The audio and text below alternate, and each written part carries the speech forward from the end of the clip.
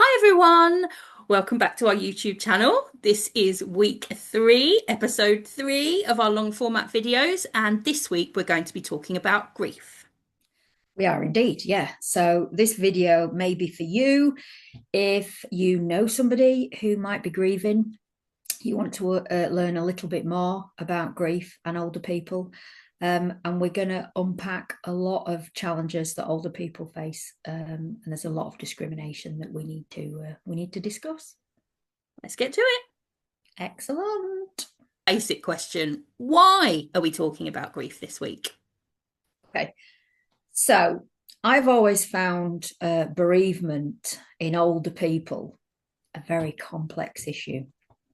And this is just from somebody with experience. I'd say there's a lot of age discrimination around bereavement and older people. So if we think about bereavement and grief in general, let's just say as an example, you've got somebody maybe who's lost a partner in their 30s, 40s, or 50s. The difference in support, professional and say local community-based support that the younger people would be offered is unbelievably different to what an older person would be offered. So you mentioned that there's help for younger people when it comes to grief, but not so much for older people. Why do you think that is? I think there could be a couple of reasons. I think one, the older generation currently are proper hardcore, and they're not a generation of talkers either. So they often don't ask for support. So I think that's one reason. But also we have a tendency to see older people as a bit less in this country, sadly. So we just see it as, oh, well, that they'll be fine. It's kind of normal for somebody of that age to, lose a partner or a friend. So we just see it as almost it's normal part of life. And of course, grief is part of life, but it does actually get harder as you get older. Why do you think that is? What affects older people more, perhaps?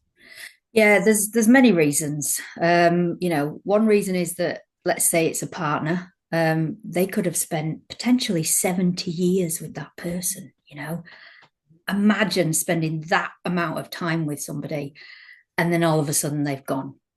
So, that's one thing. They've spent longer time usually with a partner. As people get older, they might be losing children, sadly, as well. Their friends might be passing away as well. Their neighbours might be passing away. So they're often overloaded by grief. And as we know, grief can cause a lot of physical symptoms. It can cause, loss of appetite. It can cause sleep issues, cognitive issues, even delirium. So much can come from grief, especially as you get older. I suppose if lots of people around you are dying, it must make you think about your own death as well. Mm, Do you think people struggle with that?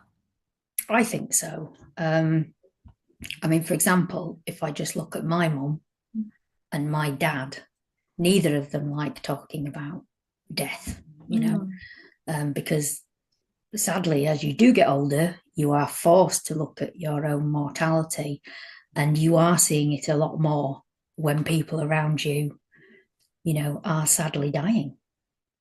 I know we've talked about this before, and I think it's an interesting point that you raised with me, and I never realised. Targeted advertising, sort of at certain times of day and around certain programs. Can you tell the audience a bit more about that?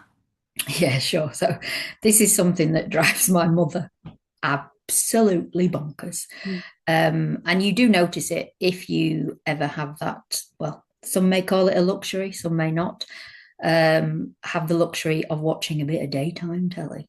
And depending on what sort of programs you're watching, the advertisers are targeting it to age groups. So you will sit and watch, certain programs, and the adverts will be funerals, funerals, more funerals, Mm. life insurance, it'll be things like stair lifts and, can you get in and out of a bath? There is no joy in those adverts. It is all kind of misery. So when you're even just sat watching your telly, you're bombarded by that sadness as well, Mm. unfortunately. You touched on the fact that grief can actually have a physical effect on people. Could you tell us a little bit more about that? Yeah. So I think it can have, an effect on anybody, but especially older people. It's known to, really interfere with your sleep.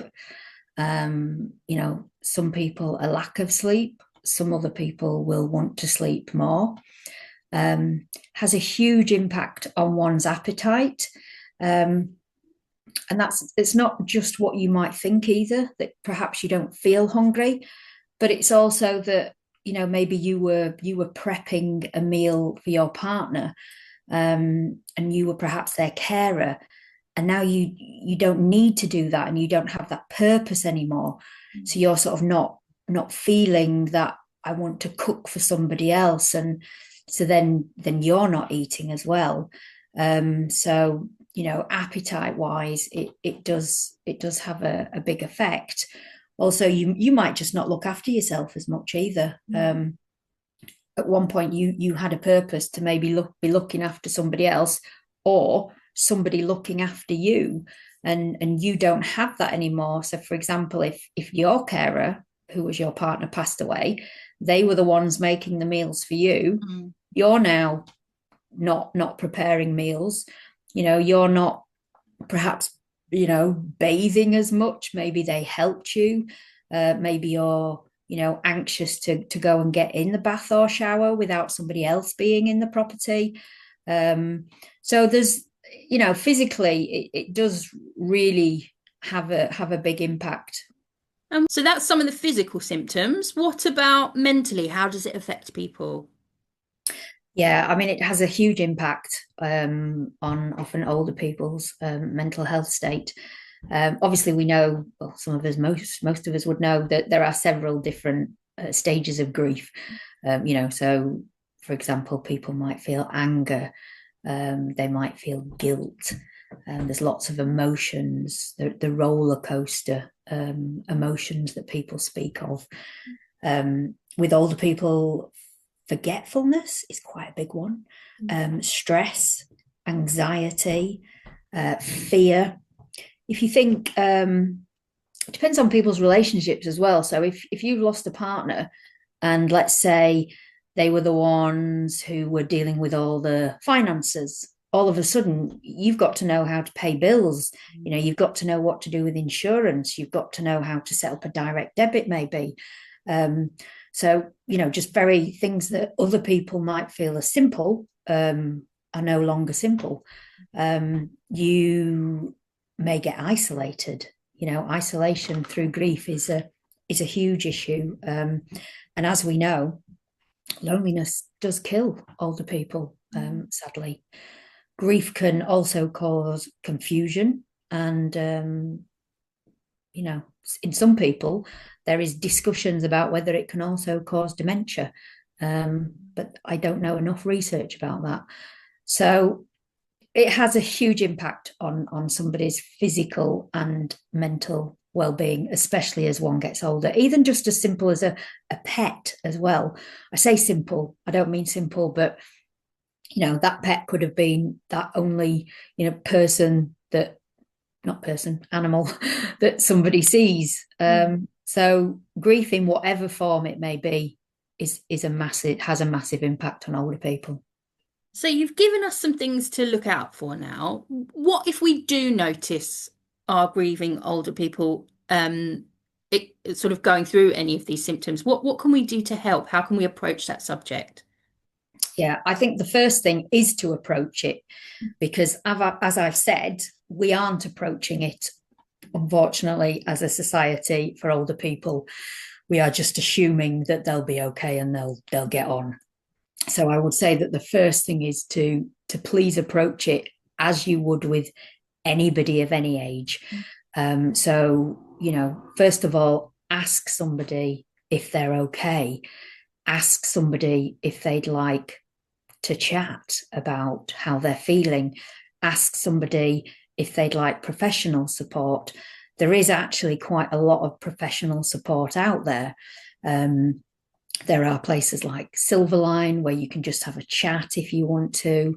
There are organisations like Cruise who do an amazing job for anybody of any age grieving.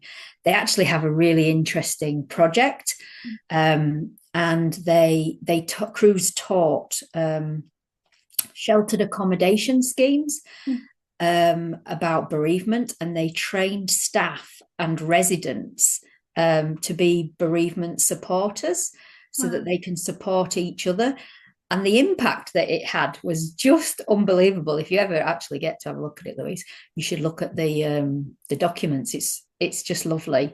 Do you So, think they'd ever roll that out in the wider sort of I Denver? mean, I don't know. I was thinking about it today, obviously, because we were talking about this topic. I just thought actually that's something we need to be doing. Mm.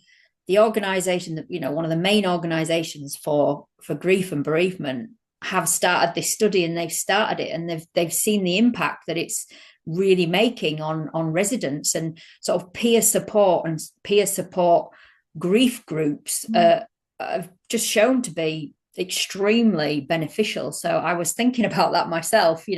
Can we move forward with that in some way? Mm. Also, I would suggest maybe encouraging somebody to have a chat with their doctor. There are counsellors that you can see, specialised bereavement counsellors, and check out what your local services offer as well, different mental health services, bereavement services. But just please treat your older grieving people as people. Don't see them as an older person, see them as just somebody who is bereaved and needs support. So I'm going to chuck a bit of a curveball at you just to find out your opinion because there's lots of different opinions on this. People with dementia. So obviously they're open to experiencing grief repeatedly. If someone close to them dies and they don't remember, how would you deal with that? Where do you sit on that? Mm. Yeah, like you say, there are many different opinions on this, and I have a very strong opinion on this. So for me, you don't want to open up wounds. If you think how it would be for you, remember that how they're feeling is their reality at the time. So, if somebody said to me regularly, your dad's just died, your dad's just died, your dad's just died, don't forget your dad's just died, that grief is going to come all the time. It's just going to be never ending. And for me, it's cruel and brutal. So how I personally would deal with it, and I'd recommend others to think about it as well, is just to step into their world, just for that time. Just comfort. Distraction is a very useful tool. Maybe try and distract somebody away from a conversation if they're talking about, a partner or a mother or a father coming home. Distraction's a great tool. But otherwise, you just step into their world and just have a little chat about their mum and dad and say, oh, what's your mum like? Is she a good mum? Or, what does your mum do? Does she just look after you? Or, does she look after other people? Just it's still talking about them, but it's distraction. It's not going against what they're saying, and it's not agreeing with what they're saying. It's just a different tactic, basically. So for me, I'd say jump into their world. It's much kinder. I think I totally agree. Are you saying there's some people out there that think you should keep repeatedly Yeah, enforcing absolutely. that world and Yeah. reality on? There are. I think it's got better. I'd say probably in the last 10 years, it's Mhm. got better, that people do believe that it's, okay to go into somebody's world. It's always been the way I would support somebody Mm. with a memory issue.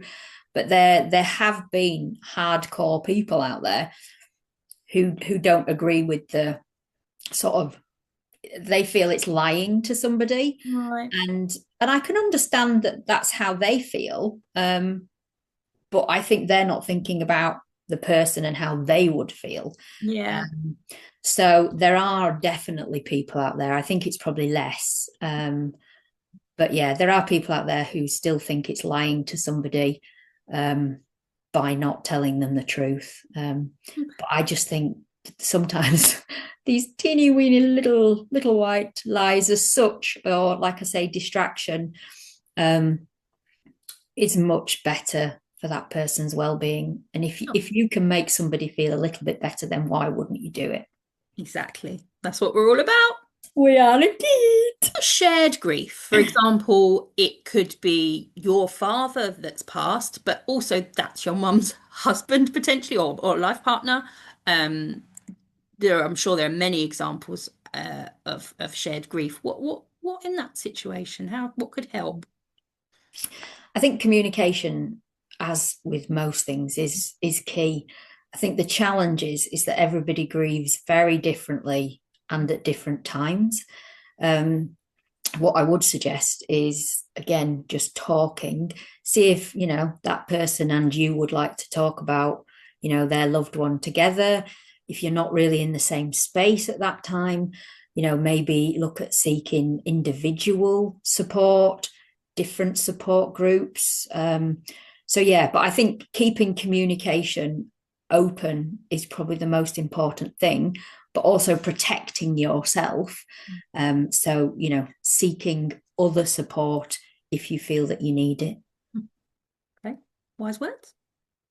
There is so much more we could talk about, but we can't talk forever, but we can cover some more of this subject in our social media across the week. But is there anything else you want to say before we go? Yeah, you know me. I always want to say something else. I can't be silenced. Um, just talk to your older people. Please treat them, if you know that somebody's grieving, as you would with a younger person. Rally round them, give them meals. Think about what you would potentially do for a younger person who is maybe grieving. As we said, we'll be covering this on social media during the week. If you can like, share, subscribe to our YouTube channel, that will also help. And I think that's it for today, isn't it, Maria? Yep, yep. All right. It's been a good session. So, as usual, we'll do our sign off AgeTastically. Over and out. Hello. Bye.